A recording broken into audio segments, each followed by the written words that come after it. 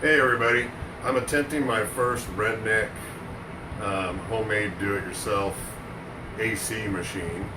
Um, let's give this a shot and I'll price this out for you guys. Okay, so what we have going on here, this is everything bought from Home Depot, with the exception, of course, the 12-volt fan that I already had and drill. This fan we're going to use actually works off of your cigarette lighter charger for your car, and what it does is it charges your battery for your fan that you're going to use. And as you can see, this thing really puts off some power and really kicks ass. But that's going to be what we use in the ice chest. Yeah, I don't recall how much the fan was. I want to say that it was probably like 25 bucks. I already had the charger and the batteries to run my cordless drill and of course my cordless impacts and stuff like that. This piece I picked up at Ace Hardware was $3.99. This saw I picked up at Walmart $3 or $5.97. I'm going to be using this saw to cut the holes in the top of this. I've seen numerous videos like this where people are using jigsaws and everything else. Not everybody has those kind of tools. So for something you're going to be doing at home, we're going to attempt this saw and see what it does. I'm also going to be using this saw to cut down the styrofoam ice chest that I purchased, which was $8.97. We also have a tub here that we'll be putting in the freezer. It is a oil drain pan, but I guess that's just the mechanic coming out in me. $2.97. If you want to freeze your water faster, fill it up with hot water. Hot water freezes faster than regular temperature water and or cold water. There's a reason why I'm using 2 ice chests. The reason why is because an ice chest, if you want to make it a very expensive ice chest, which this one was $15.88 at Walmart, it's a 48 quart, but you can take a very cheap ice chest and turn it into a very expensive one just by insulating it more. You can see how thick this is. It's probably about 1.5 inches thick. What I'll be doing is I'll be cutting down these sections out of this lengthwise and widthwise and placing it inside here. The more volume that you take out of the ice chest is actually better because you're eliminating that space. And as everybody knows, a full ice chest keeps things cooler than one that's only half capacity. So what I'm going to do is, instead of making this like a 15-minute video, I'll be, oh look it, man, it is getting it on outside, raining big time. It looks like hail. It is hail. It's hailing outside, and here I am making a homemade ice chest. I don't know if you can see that or not. Pretty cool. Okay, I'll stop this now. Okay, now you can see that I took the styrofoam ice chest, I cut it into 4 different pieces and installed it inside this ice chest, making a mess, of course. And I used the saw we were discussing earlier. The mess that has been made is, I've been informed by my wife that I'll be cleaning up. Of course I will be. Okay, so there we go. The ice chest has now been really insulated using a styrofoam ice chest. You can see the difference in the walls. That should keep our ice longer in here. The whole idea is that our ice is to stay as long as it can be ice. Okay, so here we go. This was my fan, of course. This was on here like so.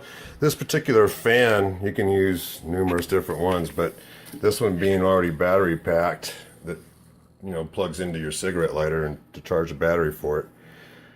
It had security screws in it that I could not get out. So I had to drill these out. As you can see, they're still in there. I'll have to remove those. Well, I'm not going to be using that at all. But what I did do was I was able to use that as my template to make my circle there. And I'm making my circle here. Now I'll be taking a drill and drilling a hole, and then using the same saw that I used. Unless you can get a hold of a jigsaw, from a neighbor, or if you currently have one. I do have one myself, so I may be doing this procedure with a jigsaw. But for those of you that don't, this was, $5, whatever it was at Walmart. You can drill your hole, then cut this out, and then we'll show the placement of the fan. And of course, this is going to be our exhaust coming out the other end. Okay, I did go ahead and use this saw for those of you that don't have a jigsaw. I did cut the hole out there, as you can see. This is going to be our exhaust, and it slid right in there. So for those of you that don't have a jigsaw, you can use your saw that you bought, cut your styrofoam with, and cut your holes.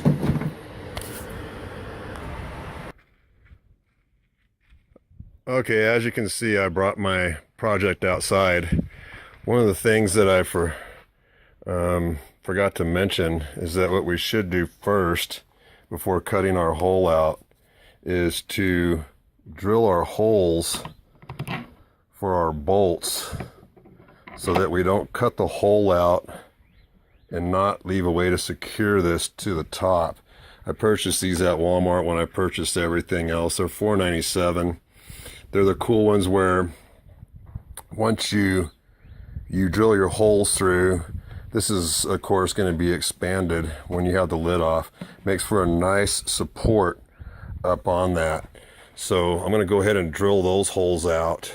This is not unlike many that you see on YouTube already. The difference is we already have a 12-volt system here with the battery, where we're using a charger that plugs into our cigarette lighter. And I have 3 of these batteries already, so that's something that you have to gain. You can hook your battery charger up to a solar power system to charge that battery as well.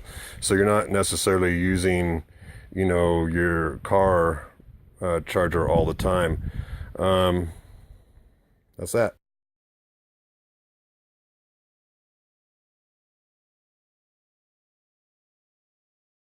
Hey everybody. Okay, so the project's done. Question about these units is that are they efficient? I kind of went over the top. I put the styrofoam inside the cooler to keep the ice, longer in there. The problem with these units is that no matter what air pressure, or not pressure, no matter what the temperature is coming into the fan, if it's 100 degrees coming into here, you're only going to be able to cool off that 100-degree temperature so much as far as coming out your exhaust here. So no matter what you do, to me is not really efficient.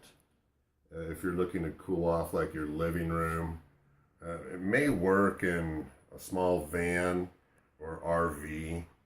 I didn't really test that at all. I didn't want to really go through that procedure. A lot of these units you see on YouTube, they show the air coming out of here being, 52 degrees, what have you. But I think what they're showing, or what they're not showing, is that the air, the temperature that's coming in here, if it's 82 degrees in a room, newsflash, that's not hot. I'm from the Mojave Desert, and hot is, 100 degrees. So you can only cool that air off so much anyway. And the hotter it is outside, no matter what you do to this ice chest unit, you are not going to be able to cool that off to an extent where it is something that you could really use. I've seen these units already made, and they advertise them, cool your RV off or make your own, you know, a do-it-yourself type of thing. Use while camping, use while, you know, you're out boating. The last one kind of gets me, because if you're out on a boat and you intend to cool off, do yourself a huge favor. Take a walk on the wild side, boaters that are looking to cool off. Take your clothes off, get naked, and jump in the water. That would seem to just make too much sense to me, I guess. If you're going to make a unit like this, they are something that can give you a little temporary cool off period. Not really in the sense that you're going to cool off the whole outside, because you're just not going to. It's too much to handle. But for something that's you can take with you, that's portable, ladies, do yourself a favor. You can't have a unit like this. Gentlemen, make these for your wives to take with you camping and such, because the one thing that they can do to cool off is just take their shirts and pull them up, you know, cool their tatas off. Gentlemen, if you're looking, you know, to cool this off, just drop trowel, cool off your sack a little bit. But other than that, they're really kind of worthless in my opinion. Not really worth the build. Something that would be temporary, but of course that's what it's made for.